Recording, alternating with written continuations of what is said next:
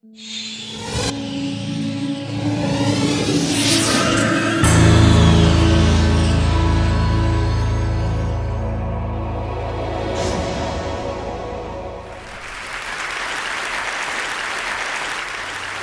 I begin with an advertisement inspired by George Orwell that Apple ran in 1984.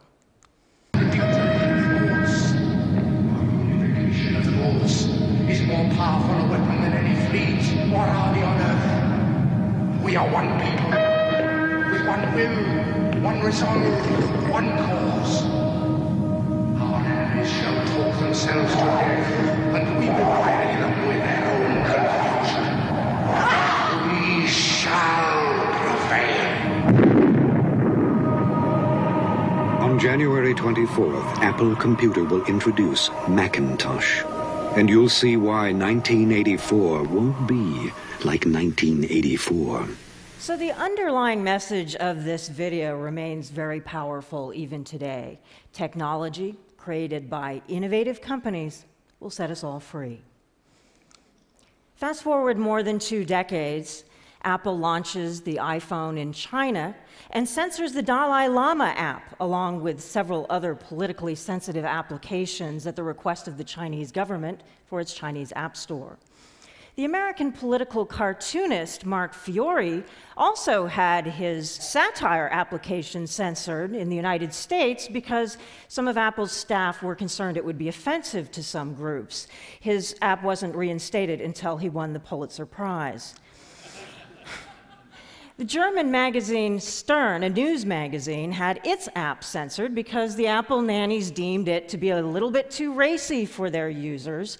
And despite the fact that this magazine is perfectly legal for sale on newsstands throughout Germany. And more controversially, recently, Apple censored a Palestinian protest app after the Israeli government voiced concerns that it might be used to organize violent attacks. So here's the thing. We have a situation where private companies are applying censorship standards that are often quite arbitrary and generally more narrow than the free speech constitutional standards that we have in democracies, or they're responding to censorship requests by authoritarian regimes that do not reflect consent of the governed, or they're responding to requests and concerns by governments that have no jurisdiction over many or most of the users and viewers who are interacting with the content in question.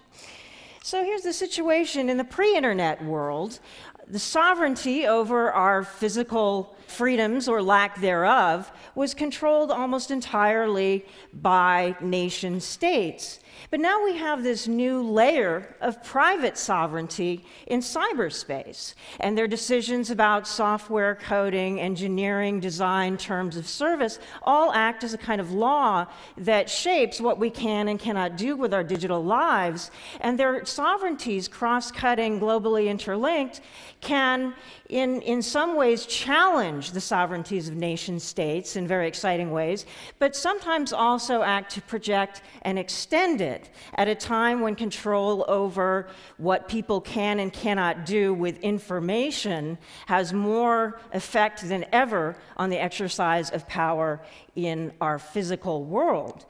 After all, even the leader of the free world needs a little help from the Sultan of Facebookistan if he wants to get reelected next year.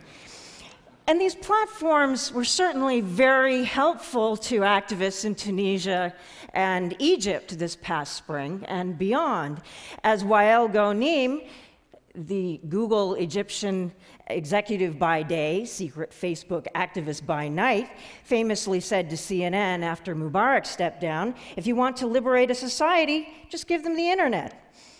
But overthrowing a government is one thing, and building a stable democracy is a bit more complicated. On the left there is a photo taken by an Egyptian activist who was part of the storming of the Egyptian state security offices in March.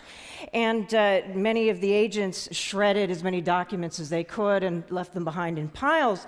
But some of the files were left behind intact. And activists, some of them, found their own surveillance dossiers full of transcripts of their email exchange exchanges, their cell phone text message exchanges, even Skype conversations. And one activist actually found a contract from a Western company for the sale of surveillance technology to the Egyptian security forces. And Egyptian activists are assuming that these technologies for surveillance are still being used by the transitional authorities running the networks there. And in Tunisia, censorship actually began to return in May, not nearly as extensively as under President Ben Ali, but you'll see here a block page of what happens when you try to reach certain Facebook pages and some other websites that the transitional authorities have determined might incite violence. In protest over this, blogger Slim Amamou, who had been jailed under Ben Ali and then became part of the transitional government after the revolution, he resigned in protest from the cabinet. But there's been a lot of debate in Tunisia about how to handle this kind of problem. In fact, on Twitter, there were a number of people who were supportive of the revolution who said, well, actually, you know, we do want democracy and free expression, but there is some kinds of speech that need to be off bounds because it's too violent and might be destabilizing for our democracy. But the problem is, how do you decide who is empowered to make these decisions? And how do you make sure that they do not abuse their power? As Riyad Gerfali, the veteran digital activist from Tunisia, remarked over this incident, before things were simple. You had the good guys on one side and the bad guys on the other. Today, things are a lot more subtle. Welcome to democracy, our Tunisian and Egyptian friends. The reality is that even in democratic societies today, we do not have good answers for how you balance the need for security and law enforcement on one hand and protection of civil liberties and free speech on the other in our digital networks. In fact, in the United States, whatever you may think of Julian Assange, even people who are not necessarily big fans of his are very concerned about the way in which the United States government and some companies have handled WikiLeaks. Amazon Web Hosting dropped WikiLeaks as a customer after receiving a complaint from U.S. Senator Joe Lieberman, despite the fact that WikiLeaks had not been charged, let alone convicted of any crime. So we assume that the internet is a border-busting technology, and this is a map of social networks worldwide, and certainly Facebook has conquered much of the world, which is either a good or a bad thing, depending on how you like the way Facebook manages its service. But borders do persist in some parts of cyberspace. In Brazil and Japan, it's for unique cultural and linguistic reasons. But if you look at China, Vietnam, and a number of the former Soviet states, what's happening there is more troubling. You have a situation where the relationship between government and local social networking companies is creating a situation where effectively the empowering potential of these platforms is being constrained because of these relationships between companies and government. Now, in China, you have the Great Firewall, as it's well known, that blocks Facebook and Twitter and now Google Plus and many of the other overseas websites. And that's done in part with the help from Western technology. But that's only half of the story. The other part of the story are requirements that the Chinese government places on all companies operating on the Chinese internet, known as a system of self-discipline. In plain English, that means censorship and surveillance of their users. And this is a ceremony I actually attended in 2009, where the Internet Society of China presented awards to the top 20 Chinese companies that are best at exercising self-discipline, i.e. policing their content. And Robin Li, CEO of Baidu, China's dominant search engine, was one of the recipients. In Russia, they do not generally block the internet and directly censor websites, but this is a website called Rospil. It's an anti-corruption site.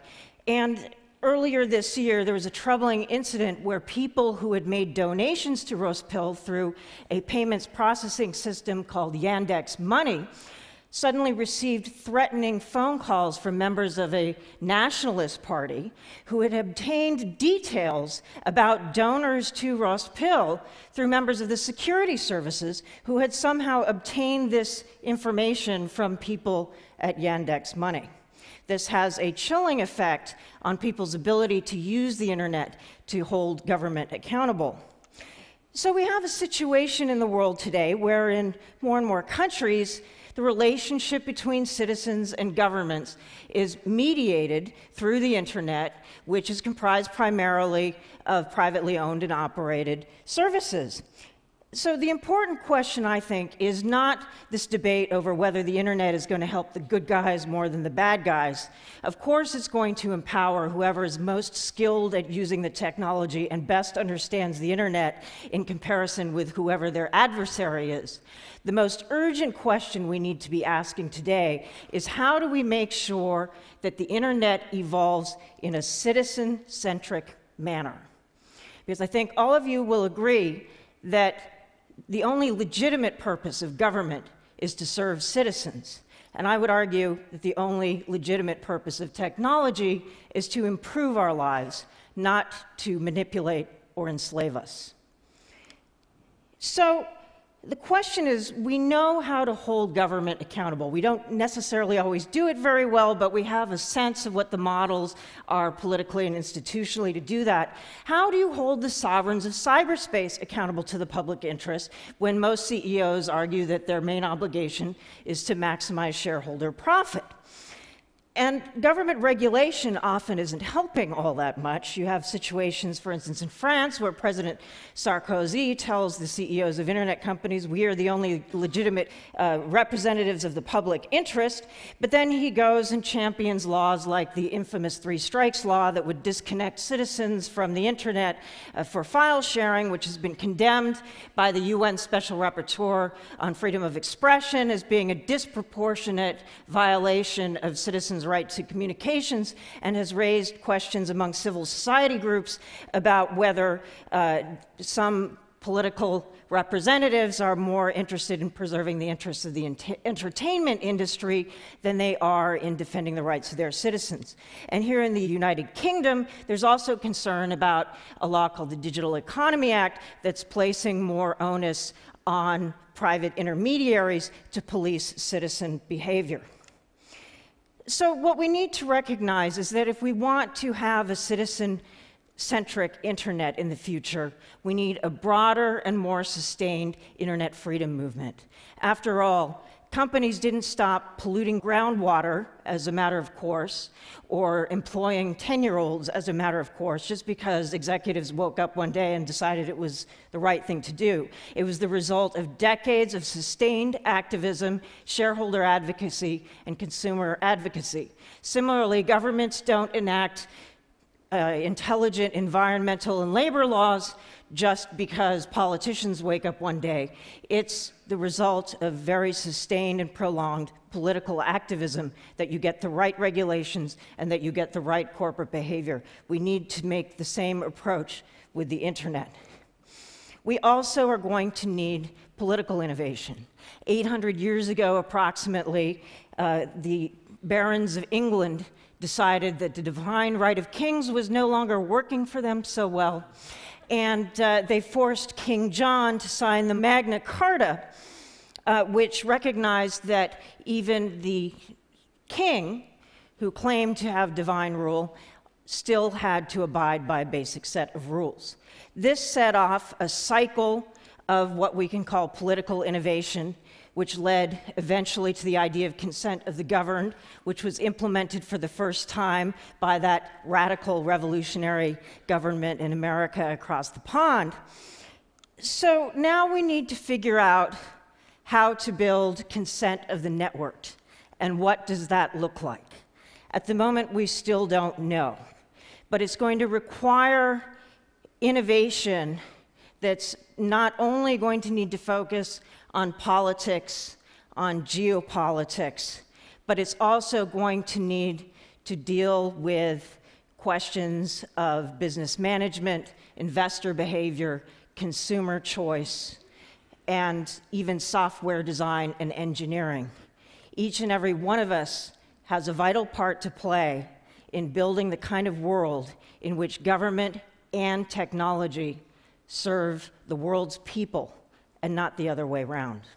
Thank you very much.